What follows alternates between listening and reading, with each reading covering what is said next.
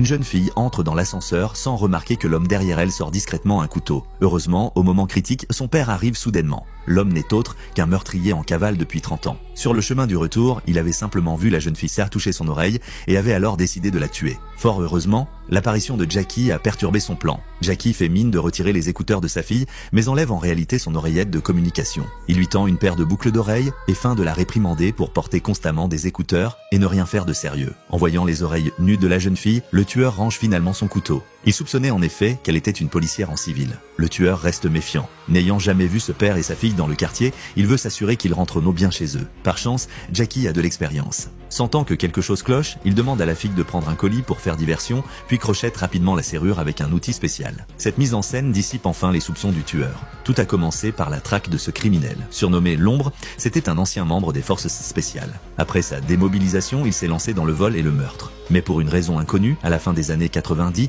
L'Ombre a soudainement disparu de la circulation. Certains disaient qu'il était mort, d'autres qu'il avait pris peur. En réalité, durant toutes ces années, L'Ombre a utilisé l'argent de ses crimes pour adopter de nombreux enfants. Ce n'était pas par philanthropie. Sous couvert d'adoption, il voulait transformer ses enfants en criminels comme lui. Une dizaine d'années plus tard, ils sont tous devenus de véritables criminels. Certains excellaient au combat, d'autres maîtrisèrent la technologie, d'autres encore étaient experts en déguisement. Le plus impressionnant savait se transformer d'homme en femme. Ainsi, L'Ombre les manipulait pour commettre des crimes partout, faisant même de la police leur jouet. Avec le temps, L'Ombre s'aperçoit que ces jeunes deviennent de plus en plus indisciplinés. Lors d'un braquage, il découvre par hasard une crypto-monnaie d'une valeur de plus d'1 milliard de $. La cupidité les pousse à désobéir à l'ordre de retraite, mais la police est déjà arrivée sur les lieux.